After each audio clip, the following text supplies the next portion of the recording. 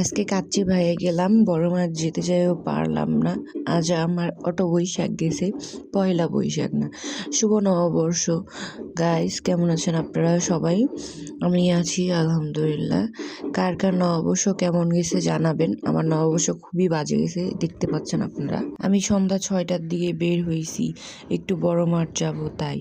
হায় আল্লাহ, বড় মাঠ তো যাইতে পারিনি। পাহাড়পুর রোড থেকে ষষ্ঠীতলা পর্যন্ত যাইতে আমার অবস্থা খারাপ। শেষ পর্যায়ে ডান পাশের রাস্তা দিয়ে বের হয়ে ঘুরে ফিরে আমি আমার বাপের বাড়ি চলে গেছি। আব্বুর বাসায় আড্ডা দিয়ে দেন গেলাম কাচ্চি ভাই। আসলে আমার রক্তে বাঙালি, তবে আমার মনে কাচ্চি। সবাই পান্তা ইলিশ খেলেও আমি পান্তা ইলিশ খাইনি, আর আমি খাইতে পারি না। ইলিশের কাঁটা আমার কাছে খুবই অপছন্দজনীয়। আমি ইলিশ খাই না, টোটালি ইলিশ খাই না। তো এই তো বসলাম, বসার পরে ওইখানে আমার বরের একটু ক্লিপ নিচ্ছিলাম। আমার বর আমার ক্লিপ নিয়ে দিচ্ছিল। এই তো কাচ্চি ভাইটা ফাঁকা, আমরা 10টার পরে গেছি। খুবই শান্তি লাগতেছিল এমন ফাঁকা দেখে। আমি আসলে ভিড় পছন্দ করি না, আর আমি ভিড়ে বের হই না। তাই আমি ঈদের মধ্যেও খুব লেট করে বের হই, হয়তো ফার্স্ট দিন বের হই না এমন। এখানে আমি একটু আমার স্ন্যাপ নিচ্ছিলাম, তারপরে আমার বরের একটু স্ন্যাপ নিচ্ছিলাম। ওইখানে গান চলতেছিল খুব সুন্দর, ভালোই লাগতেছিল। তারপরে মোটামুটি আমাদের খাওয়া দাওয়া চলে আসছে। এই তো আমি খাবো কাচ্চি। রোস্টটা কেউ খাবেন না।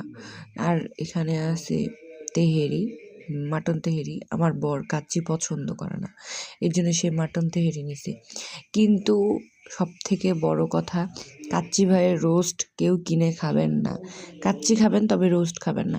রোস্টটার টেস্ট এত বাজে, মানে এত বাজে, বলা কওয়ার বাহিরে। মানে এর থেকে মনে হয় বাসার তরকারিও ভালো আছে। এই তো তাদের বাদাম শরবতটা তো আরও বেশি বাজে হয়েছে। যখন নতুন গেছিলাম তখন জাফরান পাইছিলাম, আরও 1-2বার গেছিলাম জাফরান পাইছিলাম, কিন্তু এবার যে জাফরানের কোনো নামগন্ধ নাই, শুধু বাদাম আর দুধ আর কালার, তাছাড়া কিছুই নেই। আর এই তো আমার আলু আমার জীবনের সব থেকে ইম্পর্ট্যান্ট একটা পার্ট। আমার বরের পরে আলুই আমার জীবনে গুরুত্বপূর্ণ ভূমিকা পালন রাখে। এখানে আমার বর রিভিউ দিচ্ছে যে কেউ মুরগিটা অর্ডার করবেন না, মুরগি খুবই বাজে, রোস্টটা খুবই বাজে খাইতে, মুরগির টেস্ট একটুকু ভালো না। আপনারা এর থেকে বাসায় ডাল ভাত আলু ভর্তা খাইয়েন, এগুলা বলতেছিল। তারপরে তো হাত ধুইতে গেলাম, খাওয়া দাওয়া শেষ। এই যে আমার বড় আমার হাত ধুয়ে দিচ্ছে, আসলে ওইভাবে আমার হাত ধুয়ে দেয়। তা আমি একটু ক্লিপ নিয়েছি এখানকার। আদর বড় আমাকে আদর করে, মূলত সে আমার অনেক বেশি যত্ন করে, যেটা আমি আসলে পাবলিক প্লেসে বলি না, ইগনোর করি। তো মাশাল্লাহ বলবেন আমাদেরকে দেখে।